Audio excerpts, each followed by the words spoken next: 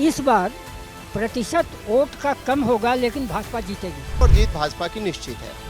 फतेहपुर पहले से काफ़ी सुदृढ़ हुआ है और काफ़ी इसमें काम वर्क भी हुआ है, क्योंकि मेडिकल कॉलेज खुला है, इंटर कॉलेज खुले हैं। जी, जहाँ पर महिलाओं की बात है, कभी दूसरी सरकार क्यों नहीं सोचा कि इनके पास शौचालय होना चाहिए। हर घर में यहाँ शौचालय, या गांव में जाइए, हर गांव हर घर में शौचालय। कह रहे हैं मोदी जी ही आए हैं, अब आएंगे और रहेंगे, क्योंकि बड़े आदमी को पैसा चला गया, वो भड़क रहे हैं। मोदी की चली है, मोदी की चलेगी, योगी की चलिए, योगी की चलेगा, और किसी की नहीं चाहिए। नमस्कार, मैं हूं आपके साथ प्रियंका शर्मा। रिपब्लिक भारत में आप सभी का बहुत स्वागत है। देखिए, चुनावी समर का मौसम है और लोकसभा चुनाव के 2024 चुनाव में लगातार देश भर में हम जा रहे हैं, लेकिन उत्तर प्रदेश सीट भी बहुत मायने रखती है। 80 सीटें हैं यहाँ पर। क्या 80 सीटें जीतने का जो दावा कर रहे हैं वो सभी जीत पाएंगे, या गठबंधन उसमें सेंध लगा पाएगा? क्या होगा क्या नहीं, इसका तो 4 जून का इंतजार करना होगा। लेकिन हम फतेहपुर लोकसभा क्षेत्र में आ गए हैं और यहाँ पर 2 बार से बीजेपी की साध्वी निरंजन ज्योति जो है वो सांसद हैं। इस बार त्रिकोणीय मुकाबला है। पिछले 40 सालों से कांग्रेस यहाँ पर जीत नहीं पाई है। जहाँ बीच में ये फतेहपुर बसता है, एक तरफ गंगा नदी बहती है और दूसरी तरफ यमुना नदी बहती है। यहाँ पर जनता से हम बात करेंगे और पूछेंगे कि चुनावों में किसकी चलेगी और किसकी नहीं चलेगी। मुद्दे बहुत सारे हैं और शुरुआत आपसे ही करेंगे। किसकी चल रही है इस बार? देखिए, ऐसा है, इस बार प्रतिशत वोट का कम होगा, लेकिन भाजपा जीतेगी। भाजपा जीतेगी कह रहे हैं। किसकी चलेगी इस बार? इसमें यहाँ तो साधु जी ने कोई काम नहीं किया, कोई काम नहीं किया। क्या मुद्दे क्या क्या है? हमारा शहर गंदा पड़ा हुआ है, हम लोग बैकवर्ड टाइप रहते हैं, सड़कें टूटी हुई हैं, लाइट की व्यवस्था नहीं है और बहुत सारी समस्या हैं। देखिए, 2011 की जनगणना के हिसाब से बताएं, यहाँ पर तकरीबन 20 लाख की आबादी है, जिसमें निषाद भी रहते हैं, ब्राह्मण भी रहते हैं, दलित भी रहते हैं, यादव भी रहते हैं और मुस्लिम भी रहते हैं। ये कह रहे हैं शहर गंदा है फतेहपुर आपका, किसकी चलेगी? देखिए, इधर काफ़ी समय से काम तो खैर हुआ ही है। फतेहपुर का दुर्भाग्य है कि यहाँ का प्रधानमंत्री कॉन्स्टिट्यूएंसी भी रही विश्वनाथ प्रताप सिंह के टाइम पर, फिर भी कोई काम नहीं हुआ था।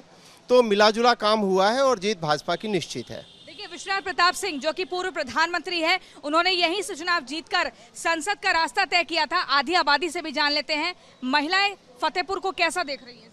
फतेहपुर पहले से काफ़ी सुदृढ़ हुआ है और काफ़ी इसमें काम वर्क भी हुआ है, क्योंकि मेडिकल कॉलेज खुला है, इंटर कॉलेज खुले हैं, नालियों की व्यवस्था हो रही, तो जीतेगी तो बीजेपी। मोदी जी कह रहे हैं जिन्होंने भ्रष्टाचार किया है, जिन्होंने देश की जनता को लूटा है, संपत्ति लूटी है, हम अगर आएंगे सरकार में तो एक ऐसी योजना लाएंगे, सारा पैसा लेके जनता को दिया जाए। बिल्कुल दिया जाना चाहिए, क्योंकि वो पैसा जनता का है। अगर किसी ने भ्रष्टाचार किया है तो निश्चित रूप से भ्रष्टाचार का पैसा आम पब्लिक में बंटना चाहिए।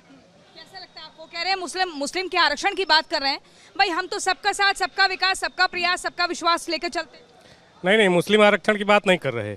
वो ये कह रहे हैं कि जो हमारा एससी वर्ग का आरक्षण है और ओबीसी का आरक्षण है, वो बिल्कुल सुरक्षित रहेगा, उसमें से मुस्लिम को न दिया जाए, ये कहना है उनका। ये उनका कहना है, लेकिन विपक्ष तो भ्रमित कर रहा है ना। विपक्ष का काम ही भ्रमित करना। विपक्ष के पास कोई मुद्दे नहीं भ्रमित करने के अलावा, उसके अलावा कोई उनके पास मुद्दा नहीं है। वो सिर्फ भ्रमित कर रहे हैं, तिल का ताड़ बना रहे हैं।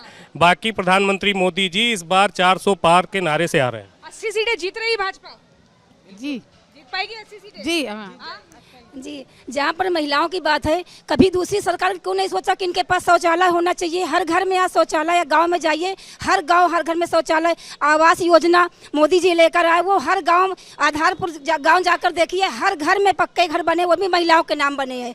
उज्ज्वला योजना के बारे में किसी ने सोचा कि महिलाएं चूल्हे में खाना बनाती हैं, कंडे में उनकी आँखें खराब होती हैं। किसकी चल रही है? मोदी जी की। और आपका नाम? मंजू जी, किसकी चल रही है? मोदी जी। क्या लग रहा है आपको? हम उर्मिला तिवारी, हम ये कह रहे हैं मोदी जी ही आए हैं, अब आएंगे और रहेंगे, क्योंकि बड़े आदमी को पैसा चला गया, वो भड़क रहे हैं। आपका नाम? किरण गुप्ता। किरण गुप्ता। क्या लगता है? मोदी जी। मोदी जी। आपको लगता है गरीब नहीं भड़क रहा है? नहीं, पैसा सभी योजनाओं का लाभ मिल रहा है सबको? जी जी जी। आधी आबादी को क्या चाहिए फतेहपुर में? यहाँ की तरक्की, जितना तरक्की हो चुकी है उससे ज़्यादा और चाहिए। मोदी जी ने तो आरक्षण तक की बात कर दी है। मोदी ही आएंगे, लगता है? जी बिल्कुल। जी। आपसे, आपका नाम? जय बहादुर सिंह। बहादुर सिंह जी, बहादुरी के साथ जवाब दीजिए। हाँ, बताएं। किसकी चलेगी इस बार? अरे यार, मोदी की चली है, मोदी की चलेगी, योगी की चलिए, योगी की चलेगा, और किसी की नहीं चाहिए। यानी कि आप कह रहे हैं कि हैट्रिक लगेगी साध्वी निरंजन? लगे जोरदार हैट्रिक, 400 पार होगा, 400 पार होगा। कह रहे हैं धारा 370 हटा दी, कह रहे हैं सरकारी योजनाओं का लाभ दिया है, उज्ज्वला योजना, आवास योजना, किसान सम्मान निधि, और इसके बाद भ्रष्टाचारियों पर लगाम कसेंगे। ये केवल बेवकूफ बनाने का काम है। किसान सम्मान निधि कितने लोगों को मिल रही है? 10 लोगों को एक गांव में मिल गए, किसान सम्मान निधि हो गई। अगर गांव में चले जाइए शौचालय, आप चले जाइए देख करके आइए, एक भी शौचालय 10,000 रुपए में कोई शौचालय बनेगा? 16 लाख करोड़ रुपए अडानी का माफ कर दिया इन्होंने। क्यों माफ कर दिया? किसानों को ऋण माफ कर देते, तब किसान आपके हित की बात करता। मोदी जी किसी के हित से नहीं। मंगलसूत्र की बात कर रहे हैं, अरे मोदी जी क्या जाने मंगलसूत्र की वैल्यू? मोदी जी ने अपनी पत्नी का मंगलसूत्र सुरक्षित नहीं। अरे ये लेकिन आप ये देखिए, एक मिनट देखिए, थोड़ा भाषा का मर्यादा रखिए, भाषा शैली, भाषा का स्तर नहीं गिरना चाहिए। कांग्रेस वाले कह रहे हैं जो लोग काले हैं, जो उनके रंग रूप पर राजनीति की जा रही है, नस्ल भेद राजनीति की जा रही है, इसको कैसे देख रहे हैं? ऐसा कुछ नहीं, राजनीति जातिवाद की राजनीति। अरे सैम पित्रोदा ने कहा है चैनलों का भाषा प्रचार है। आप ये बताइए, सैम पित्रोदा ने आपको बता दूं, सैम पित्रोदा ने कहा, सैम पित्रोदा ने कहा या नहीं कहा? आप बताइए किसकी चलेगी? मोदी सर क्या है इस बार? मुद्दे सारे अच्छे हैं मोदी जी के। आप गिनवाइए जरा क्या क्या काम हुआ है। अरे ऋण माफी होने की चांसेज है। ऋण माफी चांसेस है भाई, अभी हुई नहीं। और क्या, थोड़ा रोजगार चाहिए। आइए थोड़ी महिलाओं को बताइए, वो कह रहे हैं कुछ काम नहीं हुआ, तोड़ मरोड़ के हम दिखा रहे हैं, जरा इनको बताइए मोदी जी ने क्या काम किया। हमने अगर गिनाने लगेंगे ना काम तो शाम हो जाएगी, काम गिनाना खत्म नहीं होगा, इतने काम किया है। उज्ज्वला योजना, आवास योजना, शौचालय, बेटी बचाओ बेटी पढ़ाओ योजना, इतने योजनाएं हैं। बेटी बचाओ में हम खुद ही काम करते हैं, और जनधन योजना, जितनी सारी योजना हम कह रहे हैं कि उन्हीं को खिलाफ बोला जा रहा है। क्यों? क्या आपने क्वेश्चन किया था कैसा, आपने क्वेश्चन किया था कि भ्रष्टाचारियों को मोदी जी चिन्हित कर रहे हैं। मोदी जी भ्रष्टाचारियों को चिन्हित कर रहे हैं, तो इससे पहले चुनाव में भी उन्होंने चिन्हित किया था। बोले थे 15-15 लाख रुपए प्रत्येक व्यक्ति को मैं दूंगा, है मात्र केवल एक मिनट, काला धन जब वापस आएगा तो 15-15 लाख रुपए प्रत्येक व्यक्ति को दिया जाएगा। मोदी जी केवल जुमलेबाज हैं। अरे इस बार वो कह रहे हैं जिन्होंने संपत्ति जनता की ली है, जिन्होंने कहा, उन्होंने कहा बिहार में जो नौकरी के नाम पर जमीन लेते थे, वो कह रहे हैं कि ऐसी योजना बनाएंगे सबको जमीन वापस मिले। अंबानी का पहले उनकी जांच करा लें, उसके बाद दूसरे के बाद। हम केवल इतना कहना चाहते हैं, मोदी जी टोटल जुमलेबाज हैं, केवल जुमलेबाज हैं और कुछ नहीं है। वीडियो बना मोदी ये कह रहे जुमलेबाज है। नहीं गलत। देखिए भारत बीजेपी राहुल जी ने अभी कहा कि हम धन अधिकृत बिल लेके आएंगे, कि हम महिलाओं को संपत्ति घर से निकालेंगे। राहुल गांधी, आपको पता है ये चीज क्यों कहा कि मतलब हम हमारा धन निकाल के मुस्लिम महिलाओं में बांट? ये वो कह रहे हैं विरासत टैक्स का जिक्र किया, वो कह रहे हैं एक मिनट वो कह रहे हैं सर्वे कराएंगे, आर्थिक सर्वे कराएंगे, विरासत टैक्स लाएंगे। क्या देखा है? आप तो खिलाफत कर रहे हैं, आप सच्चाई में खिलाफत नहीं, हम जानते हैं। देखिए मोदी जी बहुत झूठ बोलते हैं। आप विरासत बताइए, कांग्रेस ने जो बोला है आर्थिक सर्वे कराएंगे, ये सही है गलत है? नहीं, आर्थिक सर्वे कराना कोई बुरी बात है। वो कह रहे हैं जितनी देश के 22 पूंजीपतियों को उन्होंने हिंदुस्तान की 70-60% आपके पास संपत्ति कितनी है? संपत्ति कितनी? अरे हमारे पास तो कुछ नहीं ना है। अरे जब राहुल गांधी नहीं कुछ नहीं है, सब लोग जानते हैं। आपके पास कितनी संपत्ति? हम बेरोजगार। देखिए आप मुझे आप एक मिनट आप इन लोगों से भी जो ही हम एक मिनट अरे भाई साहब, ये संपत्ति आप संपत्ति हमें नहीं बता रहे हो, लेकिन राहुल गांधी पता कर लेंगे कितनी है। हम मोदी के नेताओं पर संपत्ति है, हम लोग पर संपत्ति नहीं है। देखिए 2014 में जब मोदी जी ने टेक ओवर किया था, हमारे देश का जो डिफेंस है, हमारे पास वार अम्युनिशन 15 दिन का था, प्रैक्टिस अम्युनिशन 30 दिन का था। चाइना जरा सी आंख दिखाता था हम डर के बैठ जाते थे।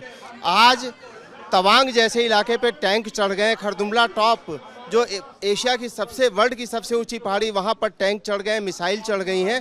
और आज हम 1 साल नहीं 10 साल तक इतना अम्युनिशन हो गया है कि हम किसी भी देश से लड़ सकते हैं, चाहे अमेरिका चाइना हो। और चाइना अब डरा हुआ है, तो जितना डिफेंस मजबूत किया गया, हमको जो फाइटर्स दिए जाते थे वो डिस्कॉर्डेड दिए जाते थे। आज यहाँ इंडिया में फाइटर बन रहे हैं। किसकी चलेगी अभी बताइए? मोदी की। अब ये बताइए, राहुल गांधी की तो पाकिस्तान से भी तारीफ हो रही है, कह रहे राहुल इज ऑन फायर। नहीं हो रही। कह रहे राहुल इज ऑन फायर। नहीं, वहाँ के मंत्री ने लिख के ट्विटर पे लिखा है। अरे तो वो व्यक्तिगत कह रहे हैं ना। तो बहुत बड़ी बात है ये। हमारा देश जो जहाँ से हमारे देश में आतंकी हमले होते हैं वो तारीफ कर रहा है, इसको कैसे देख रहे हैं? क्या लग रहा है? क्यों भाई साहब? जी बोलिए। इस बार क्या लग रहा है, किसकी चलेगी? चलने का तो नहीं पता, लेकिन अपने जनपद में समाजवादी पार्टी जीत रही है, इसमें कोई शक आखिर मुद्दा क्या है? सपा पे भरोसा है कि मुद्दा ये है कि 10 वर्षों से जो यहाँ की सांसद महोदया हैं, उन्होंने विकास के नाम पर अगर उनका पर्सनल कोई काम कहा जाए तो गिनाने के लिए नहीं है। बाकी अब वो केंद्र की बातों को लेकर के कोई लिस्ट बनाए वो एक अलग विषय है, लेकिन सांसद महोदया निष्क्रिय रही हैं पूरे 10 सालों तक। क्या लग रहा है इस बार किसकी चल रही है? भाजपा की चलेगी। किसकी चल रही है? भारतीय जनता पार्टी जिंदाबाद। मैडम भाजपा ही जीतेगी और 400 पार हम हैं और 400 पार और हमें भाजपा सरकार की चलेगी। हमें मंगलसूत्र की भी चिंता है और 3 तलाक की भी चिंता है। हम हर चीज को देख रहे हैं और आगे भी हम वैसे ही जुड़ते रहेंगे और बढ़ते रहेंगे। मैडम 2019 में अब तक का सबसे बड़ा सामाजिक समीकरण था, तब साध्वी जी 1,85,000 वोट से जीती थी। इस बार तो सब अलग अलग है, इस बार 4 लाख के ऊपर से जीतेंगी। देखिए यहाँ पर हमने फतेहपुर की जनता से बात करी है, उन्होंने बता दिया है किसकी चलेगी किसकी नहीं चलेगी। जमीनी मुद्दों को गिनवा दिया है, फतेहपुर में कितना बदलाव हुआ है वो बता दिया है, शिकायतें कितनी है उन बातों को यहाँ पर रख दिया है। 5वें चरण में यहाँ मतदान होगा और नतीजों के लिए आपको और हमको 4 जून का इंतजार करना होगा, तब पता चलेगा कि 400 पार होता है या थोड़ा आंकड़ा ऊपर नीचे आता है। इस तस्वीर साफ हो जाएगी और लगातार ये चुनावी सफर ऐसे जारी रहेगा। हम जगह जगह पहुंचेंगे और आपको बताएंगे किसकी चलेगी और किसकी नहीं चलेगी। वीडियो जर्नलिस्ट संतोष के साथ प्रियंका शर्मा, फतेहपुर से, रिपब्लिक भारत के लिए।